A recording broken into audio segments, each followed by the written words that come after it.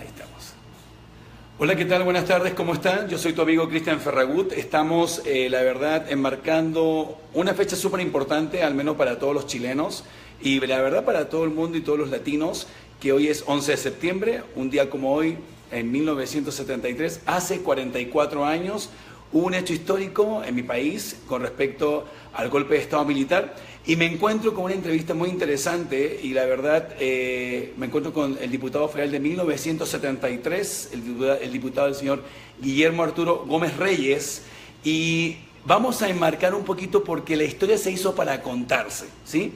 Es para contarla. Y con él, a través de cada vez que estamos en el gimnasio, estamos entrenando y platicando, se nos ocurrió compartir con todos ustedes esta conversación, que la verdad espero que les guste a todos ustedes con respecto a lo enmarcado alrededor del discurso que hizo Salvador Allende, nuestro expresidente de Chile, en 1972, 2 de diciembre, si no me equivoco, a todos los estudiantes, la verdad, de aquí de la Universidad de Guadalajara. Entonces, vamos a dar inicio a esta entrevista con el señor Guillermo Arturo Gómez Reyes, exdiputado federal de 1973. Ahí voy a dejar el teléfono.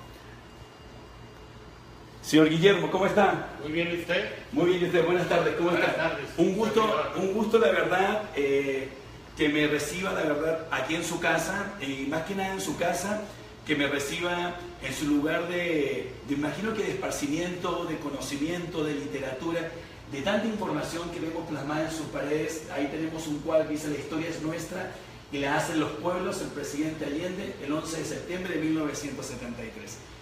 Yo, la verdad, ya estaba, yo creo que engendrado en el vientre de mi madre cuando estaban sucediendo tantos movimientos hace ya casi los 44 años, y cuando conversaba con usted, entre cada momento que estábamos en el gimnasio, salió esto, y yo le dije: ¿por qué no hacemos una conversación para que la gente escuche de viva voz quién es, primero que nada, Guillermo Arturo Gómez Reyes? ¿Quién es? Muchas gracias. Bueno, fundamentalmente un hombre dedicado al estudio de la historia, con una clara definición de mi oficio, que ha sido la política, y una política inspirada en principios y valores como los que el presidente Allende siempre, a través de toda su gran carrera, demostró su integridad, sabiendo vivir con los principios y valores de la política, de la democracia y de la búsqueda de la justicia. Señor Guillermo, usted estuvo en el discurso del 2 de diciembre de 1972, donde Salvador Allende habla a todos los estudiantes de la Universidad de Guadalajara. ¿Cuál fue su injerencia con respecto a este tema? Bueno, si me permite... Claro, adelante. Quiero platicar hechos históricos de alta trascendencia en el siglo XX, y pasaría a la materia del discurso, pero ¿qué fue lo que inspiró la cercanía de la Universidad de Guadalajara con el presidente? Recordemos que en 1970 se da un hecho histórico mundial, que la República de Chile aporta a la vida política mundial, de cómo un hombre, a través de principios y valores, puede ganar la presidencia de Chile con un planteamiento socialista, y que no había precedentes, en virtud de que todos los que habían llegado a tratar de ejercer gobiernos socialistas se habían generado a través de hechos violentos o virulentos. Y en este caso, Chile pudo impactar al mundo producto de una democracia madura, desarrollada, inspirada fundamentalmente en el liderazgo de Salvador Allende. Impacta al mundo porque va a sentar un precedente que por medio de la vía democrática era posible acceder al poder para no propiamente crear el socialismo en un país, pero sí de un gobierno socialista, ¿no?, que son dos cosas diferentes. Y en este caso, el planteamiento que el presidente Allende planteaba de su doctrina socialista era una doctrina socialista o una ideología socialista o principios socialistas basados en la vida democrática, basados en el respeto fundamentalmente al voto y con un alto sentido humanista, ¿no? El socialismo democrático humanista que plantea Salvador Allende impacta al mundo y abre la puerta para que años siguientes pudiera darse en Europa gobiernos emanados de partidos socialistas, como fue el caso de España, como fue el caso de Francia. O sea, el liderazgo de Salvador Allende impactó al mundo en 1970 y fue el inicio de la posibilidad de que se podía llegar a los gobiernos mediante planteamientos de partidos socialistas. Eso fue en septiembre, cuando se celebraron las elecciones en Chile, y en noviembre que él toma posesión. Así es. Quiero ubicarlo la cuestión histórica. Claro. Para que quien nos escuche entienda bien toda la cronología, ¿no? Pueda entender con mayor claridad, porque además posiblemente nos escuchen dos nuevas generaciones. Así es. ¿Verdad? Porque hace 44 años. Y las nuevas generaciones debemos de compartir la experiencia histórica que nos tocó vivir para que puedan valorar la trascendencia y la vida de un gran estadista como fue el presidente. Entonces, él toma posesión en noviembre mediante una calificación del Poder Legislativo. El 1 de diciembre de 1970 toma posesión el presidente Luis Echeverría.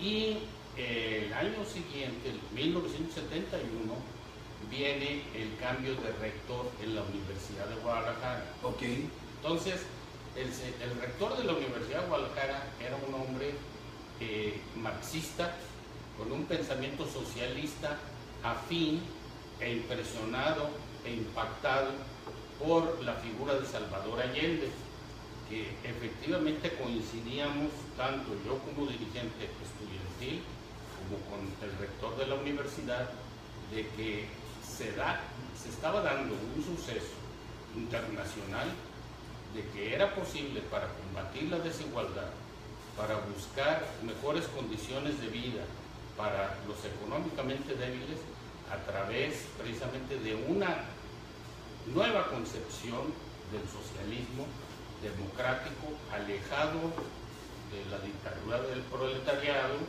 y fundamentalmente con un alto sentido humanista. Ese era el importante. Ahí tuvimos una identificación plena con el gobierno de Salvador Allende y le fuimos dando seguimiento porque había marcado una especie de vanguardia política a finales prácticamente, en la última parte del siglo XX. En 1971, como lo comentaba, la universidad inició una serie de reformas y una serie de planteamientos de carácter ideológico, fundamentalmente preocupado por la desigualdad y las condiciones que estaba viviendo la humanidad. Posteriormente, en agosto, los primeros días de agosto de 1972, yo realicé un viaje a Santiago de Chile. Okay. Tuve la oportunidad de escuchar al presidente Allende en un discurso vibrante, inteligente, lleno de contenido, lleno de principios y de ideas y de claridad de cómo se debería de ejercer un gobierno comprometido fundamentalmente con el pueblo. Y la cuestión es de que ese día en el Estadio Nacional, pletórico, lleno de alegría, lleno de aplausos, pude observar algo que me impactó, que fue una impresión que nunca había recibido: conocer lo que se llama un líder. Un líder nato completamente, una gran carrera después de haber contenido 3 veces anteriores a la presidencia, un hombre lleno de convicciones, un ejemplo de lo que debe de ser el perfil de un político completo, que es la antesala de lo que él después demostró ser un estadista. Pensar en función de los intereses del Estado, no de los partidos. Y fue un hombre que me impactó al definir lo que significaba para él la política. Y recuerdo sus palabras que decía: la política es el arte de sumar fuerzas. Y ahorita pienso que es un principio, un planteamiento muy valedero de que podamos sumar fuerzas precisamente para defender nuestra soberanía nacional y insertarnos en el ámbito global sin perder nuestros principios, nuestros valores. Y como él lo planteaba, cada pueblo tiene su camino, que no hay recetas para hacer revoluciones. Todos esos conceptos, cuando yo lo escuché plantear y desarrollar sus tesis, pero además un hombre que improvisaba, un hombre que tenía la inteligencia para desarrollar sus ideas y poderse comunicar. Sí, y una improvisación muy locuaz, o sea... Elocuente, era un hombre elocuente, un hombre que emocionaba. Un político ahorita que no emociona y no convence, pues es quizás porque tiene un vacío en su interior y que no estuvo preparado, fundamentalmente en concepciones ideológicas, filosóficas, éticas, y que no tiene la capacidad de poder convencer y vencer con las ideas actualmente ahorita a una sociedad más informada, más brillante, con niveles educativos más alto nivel de aquel entonces. Claro. Entonces, después tuve la oportunidad de conocerlo personalmente. ¿Eso fue antes del discurso, cuando lo conoce usted en Chile, en Santiago de Chile? No. ¿O lo conoce aquí en México? No, fue después del discurso a través de una persona cercana a él, de su gobierno, y que había comunicación con el gobierno de México, porque sí, aquí quiero también dar otro dato para que esté más firme los argumentos. Claro. De toda la cuestión histórica. En abril de ese año se había celebrado en Santiago la tercera UNPAC, y el presidente Echeverría conoce al presidente Allende en abril del 72, y como tenían muchas afinidades ideológicas, problemas comunes cada quien en sus países, tanto en el aspecto de las nacionalizaciones, de buscarles nuevas formas de gobierno y de imprimirle, como eran los mandatos constitucionales, a la propiedad los principios y las modalidades que iba dictando el interés público, el interés de la sociedad. Entonces, hacen una amistad personal, donde inclusive había afecto, mucho respeto. Regresa el presidente Echeverría, y en mayo organizamos en lo que hoy se llama el Auditorio Salvador Allende. Sí, el que está en la Facultad de Derecho. Se llamaba el Auditorio del Instituto de Ciencias Sociales y Humanidades. Ok. Y ahí le hacemos un reconocimiento a la posición ideológica que el presidente de México había planteado en la tercera etapa. Y con esa afinidad que hubo de carácter personal, me remonto otra vez, regreso a agosto. Ajá. En ese agosto, después de escucharlo, después también de escuchar recuerdo bien, otra intervención de él en Valparaíso. Posterior a eso, visito al presidente Allende en la casa de Tomás Moro, que era la casa presidencial. Así es. Una casa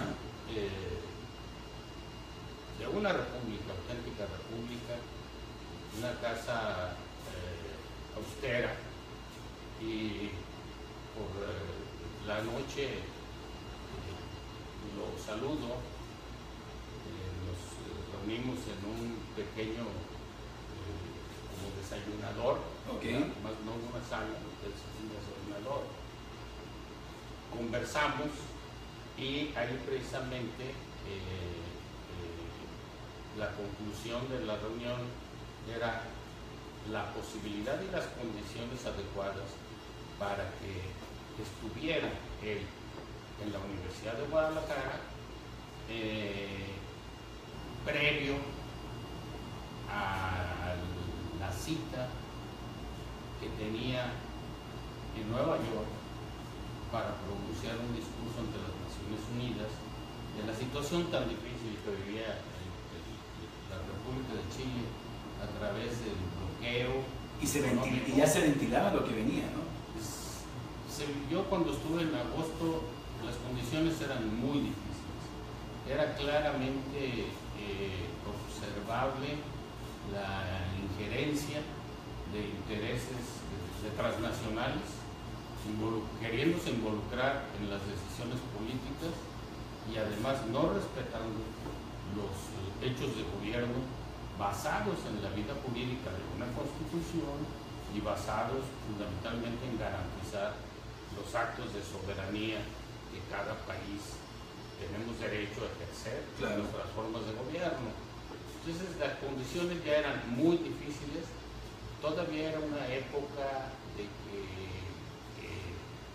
existían las presiones de los intereses transnacionales fuertes en América Latina y en algunas otras partes del mundo. Y la entrevista fue breve y ya regresé yo a Guadalajara con todas las discreciones del caso a esperar que definieran la fecha en que podía hablar ante la Asamblea General de las Naciones Unidas. Por eso, cuando me comunican que él iba a tener la oportunidad de Nueva York de hablar, era el 4 de diciembre, y él tenía que estar aquí en Guadalajara para salir a Nueva York el día 2, que fue un sábado. Entonces tuvimos poco tiempo para organizar su presencia, porque había una condición política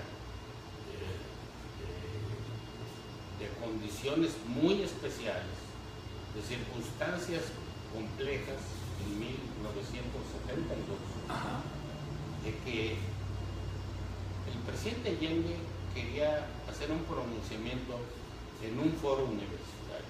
Era su punto, su epicentro, ¿no?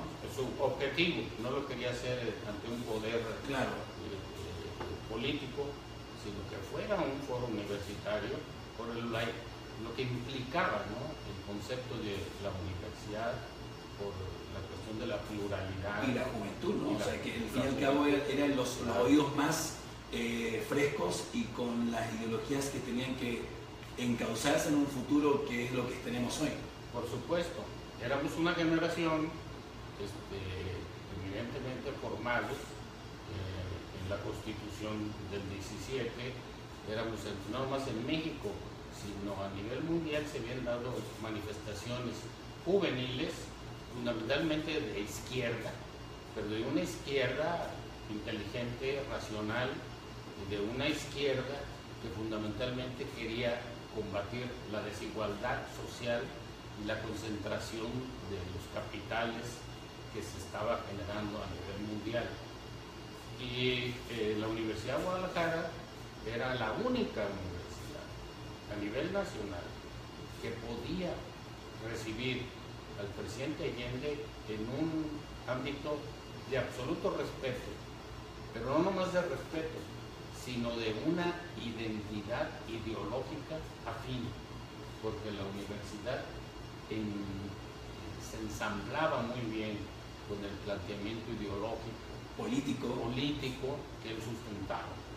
Entonces llega a Guadalajara el sábado 2, por cierto con un poco de retraso, pero en un ámbito espontáneo, porque desde que llegó a la Ciudad de México yo fui a recibirlo.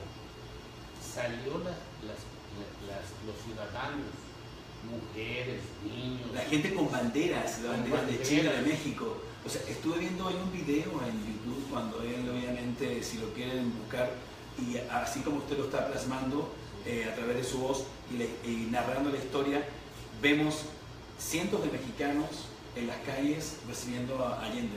Así es, espontáneamente, porque veíamos al líder, veíamos a un líder que impactaba con sus discursos, con sus ideas, y sentíamos que él era la vanguardia y la bandera para seguir ese mismo camino y poder combatir las desigualdades que vivíamos y fundamentalmente las presiones internacionales cuando no nos plegábamos a sus intereses económicos.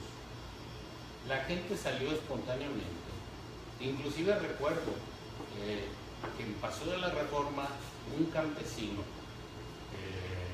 cerca del año de la independencia, cuando pasó el presidente, exclamó fuertemente: señor presidente Allende, viene usted como un cóndor de los Andes. Wow. Espontáneamente. Así es, extendido, me imagino extendiendo las alas. Sí. Eso es muy emblemático, ¿no? Claro. El cóndor.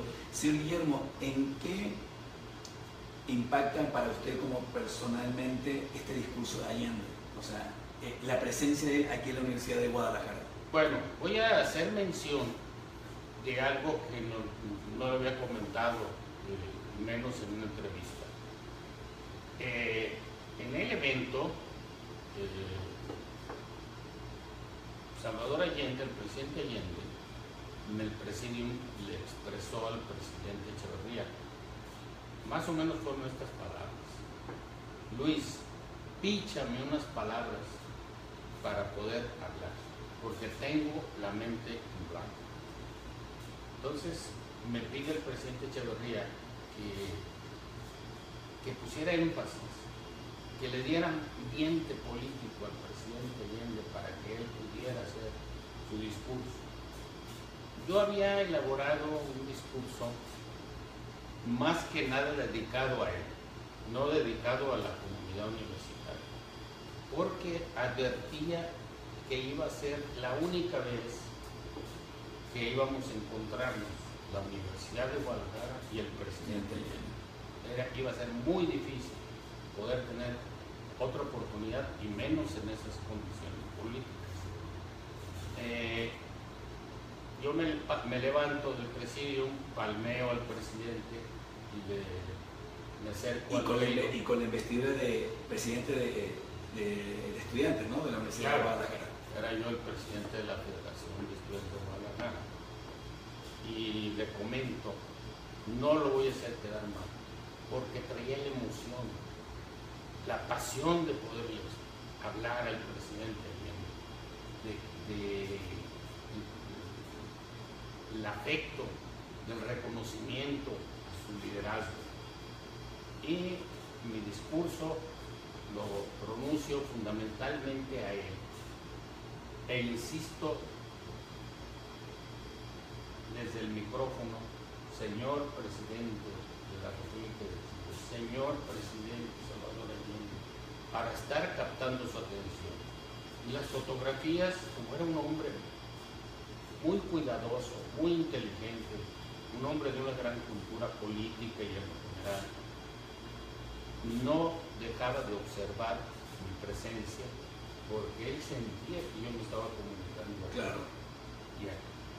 El discurso que yo elaboré tiene algunos conceptos de tipo marxista y además de también explicarle lo que habíamos avanzado nosotros a pesar de los pesares y de las presiones y de la fortaleza económica, política, militar, que es tener un vecino tan fuerte, podíamos haber avanzado. ¿Cómo pudimos nosotros en 38 expropiar el petróleo ante condiciones mundiales muy difíciles? ¿Cómo pudimos ir cumpliendo de acuerdo a las circunstancias con los objetivos marcados en la Constitución de 1917 para alentar al presidente que se fortaleciera más que nada ahora que iba a defender a base de principios en la Asamblea de las Naciones Unidas? Por eso en mi discurso, pues no era un discurso estudiantil eminentemente, estaba hablando ante dos jefes de Estado de gobierno importantes de una época, de esa época, que marca mucho hasta ahora. por supuesto. Por eso hablo yo del concepto de soberanía, del concepto de independencia, del concepto de contribuir a la paz mundial, del concepto a que tuviéramos más atención a los principios y valores para que cada país y a través de Latinoamérica pudiéramos encontrar el camino propio y el camino que nos permitiera vivir con dignidad, respetando nuestra soberanía, atendiendo fundamentalmente las necesidades sociales y seguir caminando con una vida independiente. Esos eran los momentos de 1972. Así es. El presidente, cuando yo terminé mi discurso y que me sentí satisfecho por la respuesta que tuve a través de los presentes, porque la prensa mundial estaba presente, los ojos de parte del mundo estaban en la Universidad de Guadalajara. Yo creo que estaba todo centrado ahí. Todo centrado para ver cuál era el planteamiento. Inclusive era la antesala de su discurso en las Naciones Unidas. Por eso era estratégico, de una trascendencia histórica mundial. Entonces, el presidente, cuando me escuchó, el presidente Allende, termino mi discurso, sentí que cumplí el objetivo, ¿no?, de haberle creado las condiciones para que pudiera él expresar sus puntos, sus principios, claro, en palabras contundentes. Y cuando me felicita el presidente Allende, le pide al presidente Echeverría que ya no le pichara las palabras. Luis, ya no me piche las palabras, me voy a colgar de las palabras del estudiante. Por eso el principio y el marco del discurso del presidente Allende es muy afín al que yo acabo de expresar. O sea, la universidad comprometida, la solidaridad internacional en la independencia y la justicia, la afinidad y el apoyo que recibió Juárez de los chilenos en momentos de la intervención francesa. Hay mucha historia entre chilenos y mexicanos, siendo un país que estamos tan lejos lejos de México, pero muy cerca, o sea, y han sido tan fraternales de que cuando se produce el 11 de septiembre hace 44 años, el golpe de Estado militar, muchos de los exiliados políticos de Chile emigran en una gran cantidad a México y muchos quedan concentrados en Guadalajara y albergados por la Universidad de Guadalajara. Por supuesto. Ese 11 de septiembre era un martes, yo era diputado federal, estábamos en sesión, estábamos en el tiempo de sesiones, cuando por radio nos enteramos del golpe de Estado.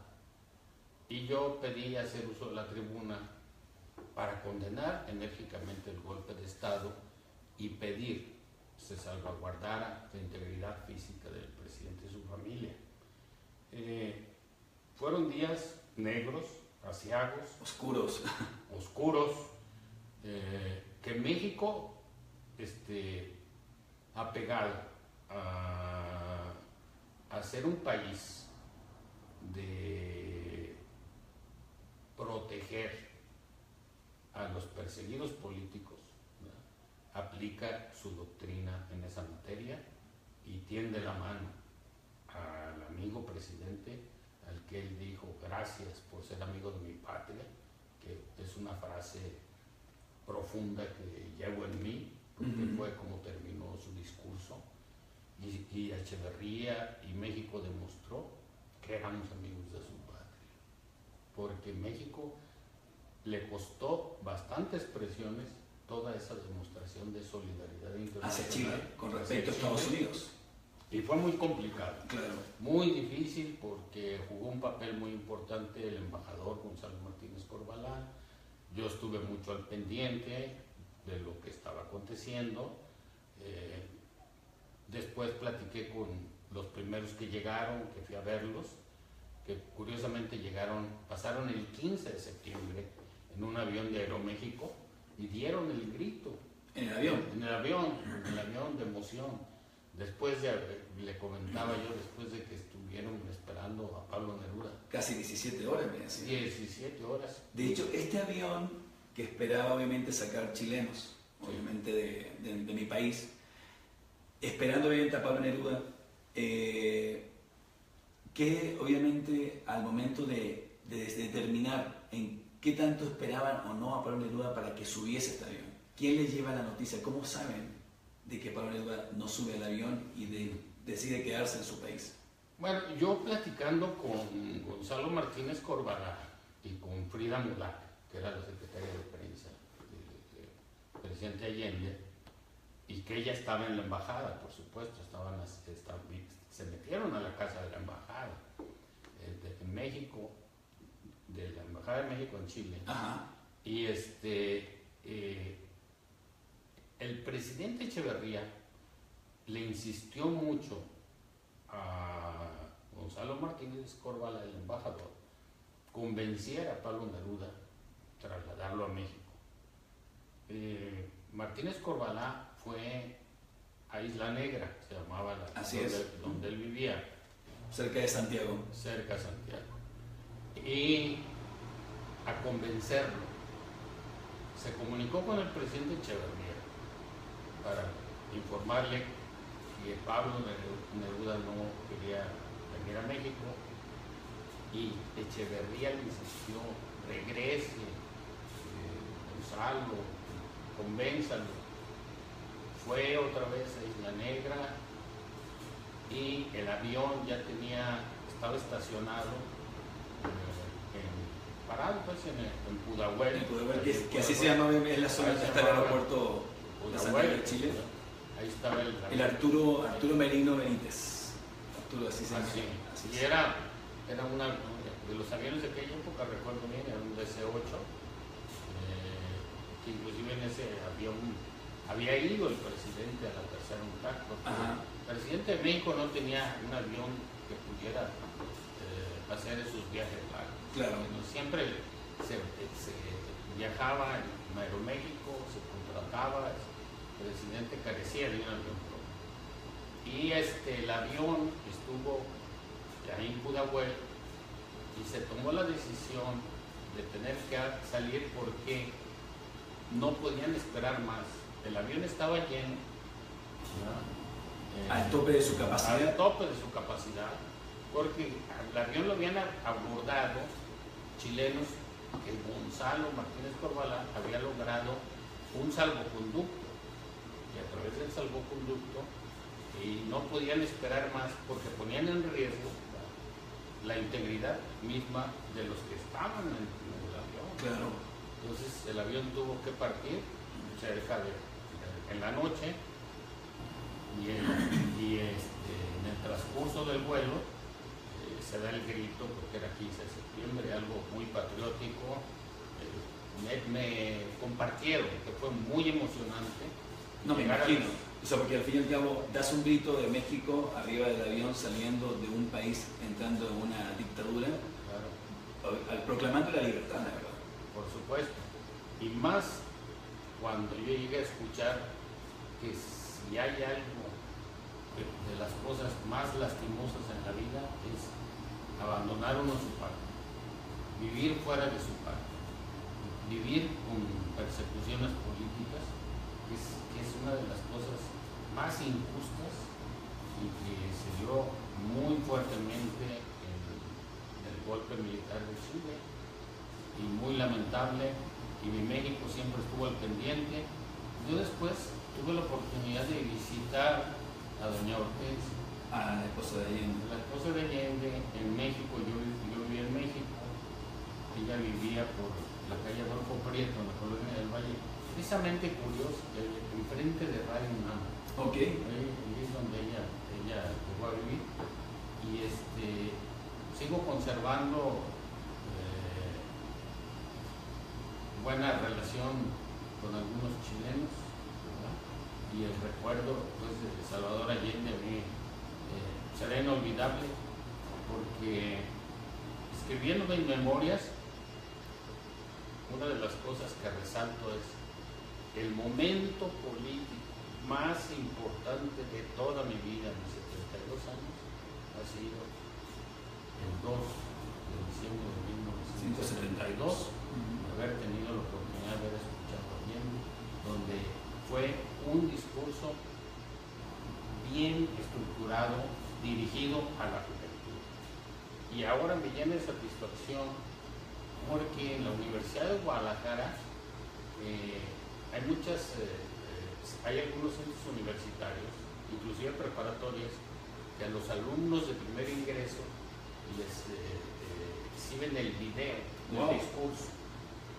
Y el estudiante, el joven, lo percibe, lo ve, y además, pues ante la escasez ahorita de buenos discursos, pues es una cosa. Claro. Y en una ocasión que asistí al Salvador Allende ahora, porque en honor de él lleva su nombre, hubo una explicación de un maestro. En esa ocasión me permití hacer uso de la palabra para aclarar que el discurso fue improvisado. Se van a cumplir este próximo 2 de diciembre, es un discurso vigente.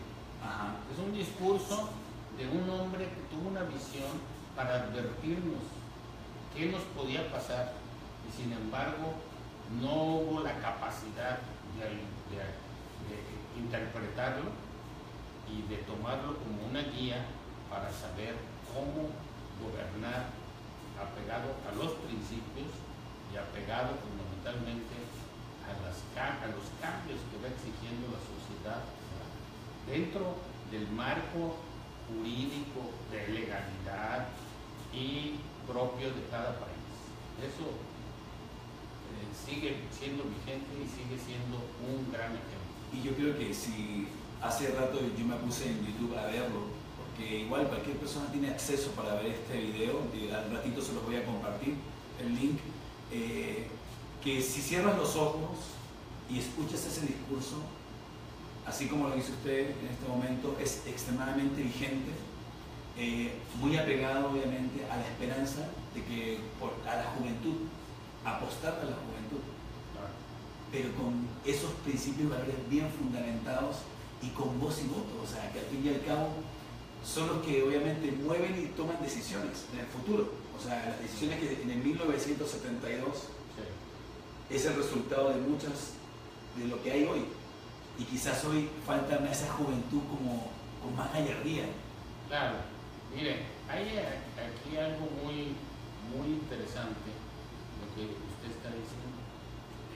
La juventud ahorita lo que nos debe de preocupar es darles los elementos, la doctrina, el contenido a las ideas en el ejercicio de la política, en los ejercicios de gobierno.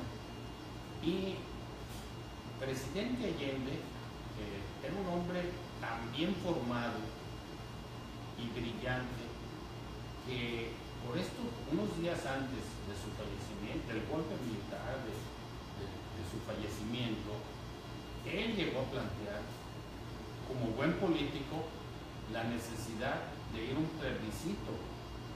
La inteligencia, que si el plebiscito no le era favorable, iba a dejar la presidencia, para que no hubiera violencia.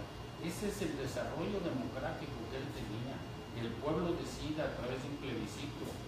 Pero, desafortunadamente, reventó el problema de la injerencia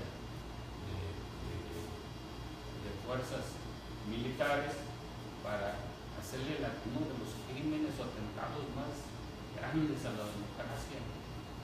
Sí, y ha sido el hecho más ignominioso del siglo XX. Y yo siempre he dicho, lo que más admiro en un político es su integridad. Y dos líderes que han sido íntegros del siglo XX fueron Gandhi y Salvador Allende. Los dos les costó la vida, pero murieron defendiendo sus principios, sus creencias, sus ideas, sus creencias. Ese es lo más rico, la aportación más grande que han hecho. Así es. Dentro de las conversaciones que íbamos a tener usted y yo, cuando estábamos armando lo que íbamos a hacer en esta entrevista, me decía de que ese 2 de diciembre de 1972, la gente que estaba alrededor de este discurso quedan ya menos en vida. Ah, claro, sí. Mire, por ejemplo, recuerdo, de los 4 oradores, soy el único. Wow. Y la verdad es un privilegio para mí tenerlo, o sea, que me haya aceptado la entrevista, porque yo creo que, así como dice el título, la historia se hizo para contarla. Claro. Y normalmente escuchamos ruidos, y lo digo de esa manera de ruidos porque no ahondamos en la historia. Mucha gente hoy le cuesta o no quiere saber qué hubo en el pasado, porque lo que hoy estás viviendo es producto del pasado.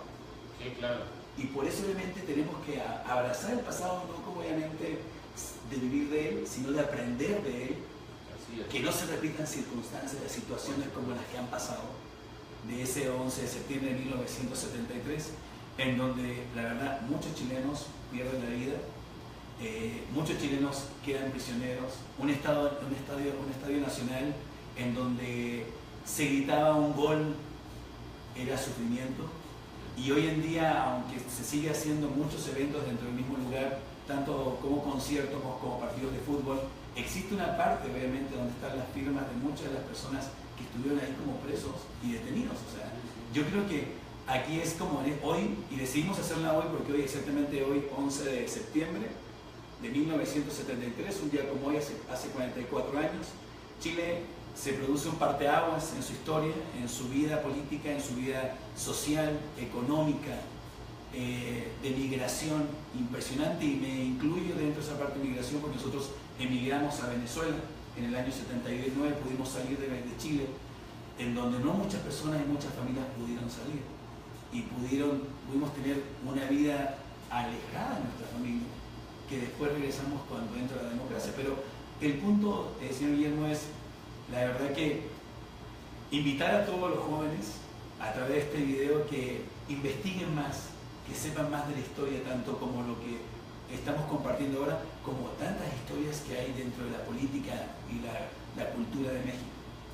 Así es. Mire, lo que comenta usted de ese hecho tan importante de la visita del presidente Allende a la Universidad. Recuerdo ese día estuvo Sergio Méndez Arceo, que fue el arzobispo de Cuernavaca, que tenía una actitud progresista, un hombre serio. Estuvo el fundador de la Universidad de Guadalajara, el licenciado José Guadalupe Zúñiga. Los hijos del licenciado José Guadalupe Zúñiga. Recuerdo bien la presencia de Cuauhtémoc Cárdenas, estuvo presente. Jesús Reyes Heroles. Emilio Rabasa, secretario de Relaciones Exteriores. Estuvo Clodomiro Almeida, que curiosamente, bueno, la Universidad de Guadalajara después otorga el honoris causa a Clodomiro Almeida. Curiosamente, un día yo fui a buscar a Clodomiro Almeida en Berlín del Este, cuando todavía existía el muro. Desafortunadamente no me pudo recibir, no pudimos conversar, pero fue un hombre íntegro que todavía, aún después de la muerte de Allende, estuve buscando yo a algunos de sus colaboradores. Claro que también conocí a Augusto Olivares, muy amigo de Salvador Allende. Luego estuvo el general Juan Barragán en esa reunión, estuvo el presidente del Congreso del Trabajo, estuvo Porfirio Muñoz Ledo, que llevaba una amistad cercana con Salvador Allende. Estuvo Jorge Cruzan García, que era del Partido Popular Socialista, y infinidad de personas que ahorita no sería muy largo. Una lista muy larga. Pero que desafortunadamente casi todos ya fallecieron. Así es. ¿No? Pero todavía me lleno de satisfacción encontrar algunas jóvenes, algunas personas que asistieron ese día a ese evento, y que la Universidad de Guadalajara, precisamente hace 2 meses, me llenó de satisfacción una expresión de la Universidad de Guadalajara, de las autoridades de la universidad, al señalar que el acto, suceso, evento histórico más grande de nivel mundial que ha tenido la universidad en su vida ha sido la presencia de Salvador Allende ese día. Así es. Pues con esto nos despedimos, la verdad, señor Guillermo Gómez Reyes, la verdad agradezco que haberme recibido en su casa, en su despacho, la verdad, porque son cosas muy valoradas, porque es su espacio íntimo, y también compartir, la verdad, la imagen, para que ahorita se las voy a mostrar, de cada uno de los cuadros que tiene aquí en su pared, de los libros. De hecho hay un libro, más acercar un poquito acá. Sí, cómo no. Aquí hay un libro de Salvador Allende en el umbral del siglo XXI, y anuncio nada más las personas que tuvieron en la participación: Eduardo Galeano, Alfonso Barrantes, Sergio Bagu, Hugo Miranda, Gonzalo Martínez Corbalá, Gastón García Cantú, Joe Saxe Fernández, Graciela Fernández Mejide, Jacques Chonchol, Carmen Miró, Alfredo Vázquez Carrizosa, Guillermo Gómez Reyes, Clodomiro Almeida, Roberto López Moreno y Luis Mayra.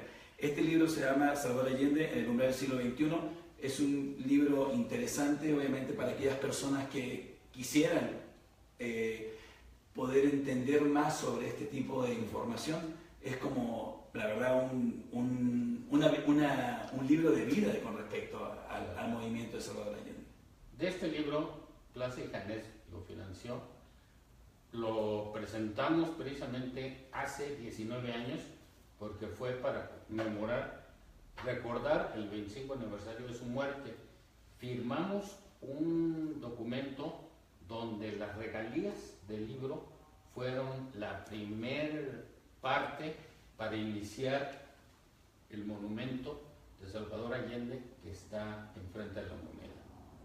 Todo lo que pudimos recaudar de esto fue precisamente para el monumento. Y aquí yo tengo un libro que se me hace interesante, o sea, dice el libro negro. De hecho, mira, aquí está. Sí. Voy a sacar nada más para que lo puedan ver. Es el libro negro que habla obviamente de la fecha imborrable de ese 11 de septiembre de 1973. La historia se hizo obviamente para no repetirse, y Dios quiera que obviamente no volvamos a ver este tipo de situaciones en ningún país, porque ser migrante a veces puede sonar fácil para muchas personas como palabra. Migrante es empezar de cero, te llevas esto, lo que traes puesto nada más es salir, porque estás buscando obviamente sobrevivencia, ya ni siquiera, o sea, eso es más que nada cómo yo puedo sobrevivir ante, obviamente, hasta las situaciones que se puedan presentar en ese momento, ¿no? Y la verdad es muy importante que la gente lo tenga en cuenta. Ahí tenemos, trae usted más información, ¿verdad? Sí, cómo no, pero aquí hay algo. Mire, este es cuando él está escuchando mi discurso. Ok, lo voy a acercar un poquito para que la gente lo pueda ver. Esta fotografía es...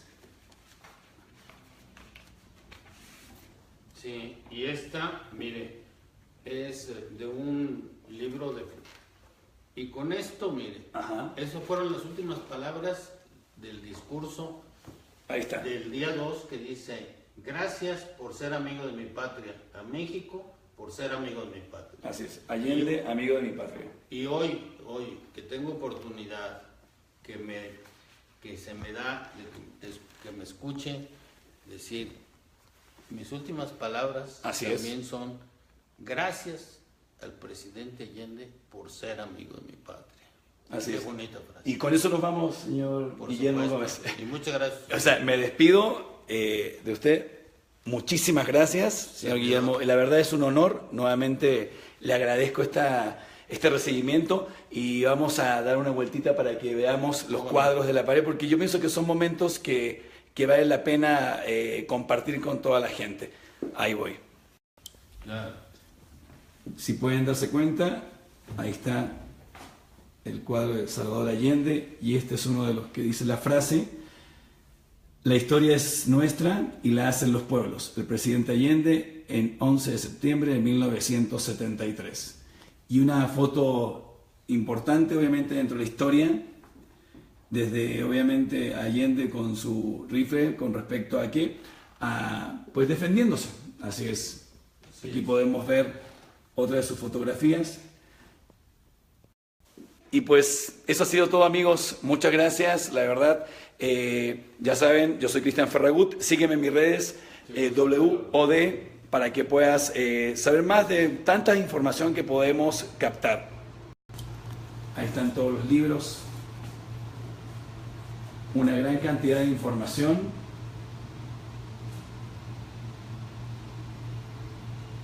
Ahí está.